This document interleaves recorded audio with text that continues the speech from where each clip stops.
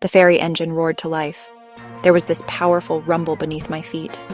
And honestly, this was it, the start of the real adventure. I had been in Cambodia for a few days already. The city of Sihanoukville was loud, chaotic, and just full of energy. But, I was looking for something else. I was searching for paradise. People kept telling me about an island called Koh Rong. They said it was a place where time slows down, a place where the beaches are white, the water is crystal clear. So I bought a ticket, a one-way ticket, just to see for myself what all the fuss was about. The ferry pulled away from the busy pier. The city started to get smaller and smaller behind us. The noise faded away and was replaced by the sound of the wind and the waves. I stood on the deck, my camera in hand. The sun was bright, really bright. It felt warm on my skin. I looked around at the other passengers. Some were reading books, others were sleeping. A few were just staring out at the endless blue water, just like me. There was this shared feeling of excitement. We were all leaving the mainland behind. We were heading towards the unknown, towards an island dream. Then I saw it. At first, it was just a dark line on the horizon, a smudge against the bright blue sky. But as we got closer, the line began to take shape. It grew into hills covered in a thick green jungle. It looked wild. It looked untouched. This was Koh Rong. The island was much bigger than I had imagined. It wasn't just a small patch of sand. It was a massive, living, breathing piece of nature rising out of the sea. The green of the jungle was so vibrant, so intense, such a stark contrast to the deep blue of the ocean surrounding it. The ferry slowed down as we neared the coast. I could start to make out more details. Stretches of white sand peeking through the trees. The famous beaches. They looked even better in real life. The sand was a brilliant white, almost glowing under the midday sun. And the water was incredible. It shifted from deep blue to a stunning turquoise as it got shallower near the shore. I could see right through it. So clear it looked like glass. I had never seen water this beautiful before. It was like something from a postcard, but real. The ferry docked with a gentle bump against the wooden pier. The crew threw ropes to the men waiting on the dock. The engine cut out, and suddenly, there was this silence. All I could hear was the gentle lapping of waves against the pillars of the pier and the distant sound of birds. I grabbed my backpack, slung it over my shoulder, and joined the line of people waiting to get off. The wooden planks of the pier felt solid under my feet. I was finally here. I was on Koh Rong. Stepping off the pier and onto the sand was an incredible feeling. The sand was soft and fine, like powdered sugar. It was warm from the sun. I instinctively took off my shoes. I wanted to feel the island properly. The sand squished between my toes. It was honestly the best feeling in the world. My first mission was simple: find a beach. Not just the village beach, but one of the legendary ones. I asked a local guy who was fixing his boat. He pointed down the coast. Long Set Beach, he said. Walk, 20 minutes. That's all the direction I needed. The sun was high in the sky, beating down hard. But honestly, I didn't care. I was fueled by pure excitement. The path started as a sandy track behind the village guest houses and quickly turned into a narrow trail leading into the jungle. The sounds of the village faded behind me, replaced by the hum of insects and the rustle of leaves. The walk was hot. Sweat was dripping down my face. But it was an amazing experience. The jungle was dense and full of life. The path was uneven with roots snaking across it like tripwires. After about 15 minutes, I started to hear a new sound. The sound of waves. My pace quickened.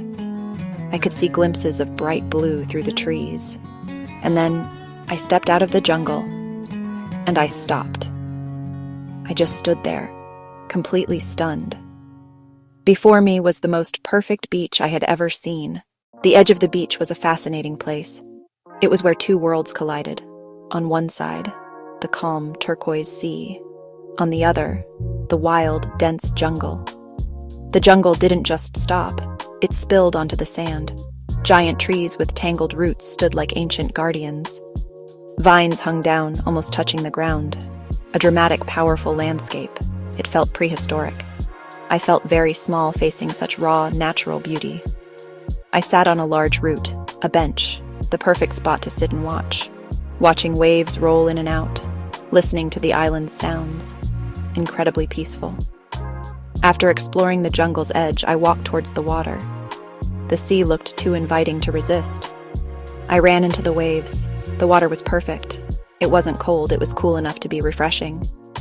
I floated on my back, the gentle current rocked me back and forth. I looked up at the vast blue sky. The only sound, the rhythm of the waves.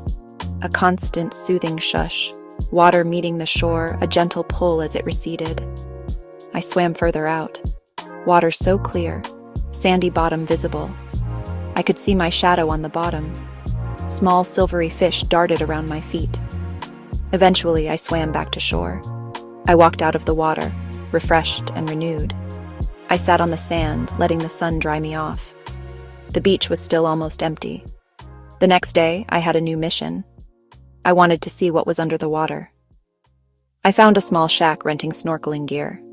A friendly Cambodian man handed me a mask and fins.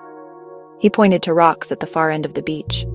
I adjusted the mask, pulled it tight, took a deep breath. Then I put my face in the water. The world changed instantly. The view was incredible. Sunlight pierced the water, dancing on the seabed. The world below was teeming with life. Clusters of coral, intricate and alive. Fish were everywhere. Bright yellow butterfly fish pecking at coral. A parrotfish with a beak-like mouth munching on rock. Suddenly, I felt a change in the water beside me. A large shadow passed over the sand below. It was big, much bigger than the fish. My heart beat faster. I took another deep breath and put my face back in the water, slowly turning my head to scan around me. And then I saw it.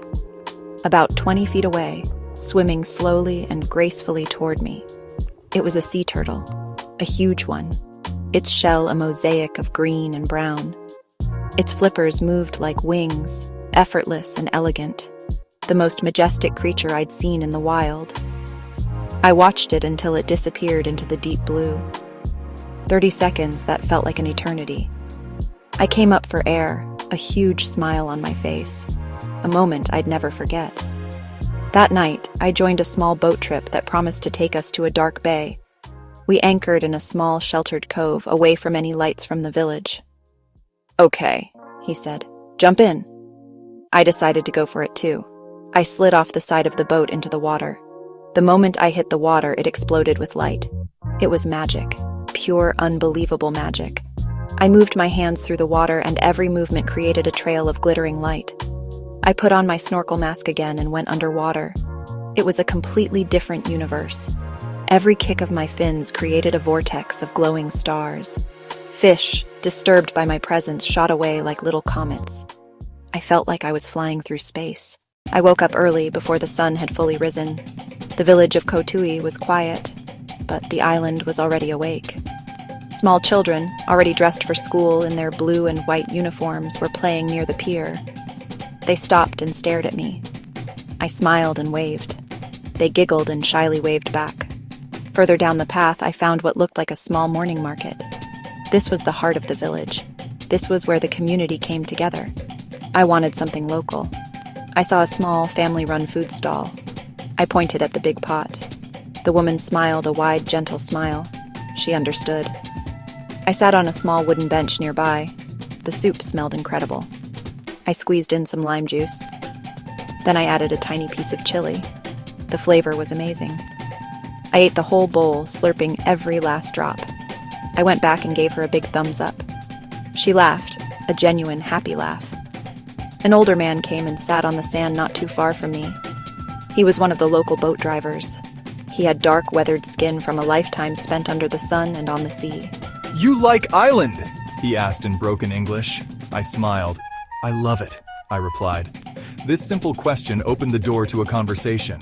His name was Vanny. He told me he was born on this island. He remembered a time when there were no guest houses, no tourists. It was just a few families of fishermen. His stories painted a vivid picture of a Koh Rong that I could never see. We talked for almost an hour until the sun began to set. It was a simple human connection. It reminded me that travel is not just about seeing new places. It's about meeting new people and listening to their stories. After my conversation with Vanny, I felt a new kind of curiosity. I found a small, overgrown path leading away from the village. The hike was tough from the very beginning. I started to hear a new sound. I had stumbled upon a waterfall. It was a perfect, hidden oasis. I stood directly under the falling water. It was a moment of pure, simple joy. And then the path opened up. I stepped out of the dense jungle and onto a rocky outcrop. The view hit me like a physical force. It was absolutely breathtaking. From this high up, you could really understand the scale of the island. This was the ultimate reward. The hike had been difficult, but it was worth it for this single moment. My time on Koh Rong was coming to an end. This island had become more than just a destination. It had become a feeling. As I sat on the ferry, pulling away from the pier, I watched the island get smaller and smaller. I came to Koh Rong looking for paradise, and I found it. This trip reminded me why I travel. It's not just about ticking places off a list. It's about the stories you collect. The journey to Koh Rong was over, but the journey continues. Always.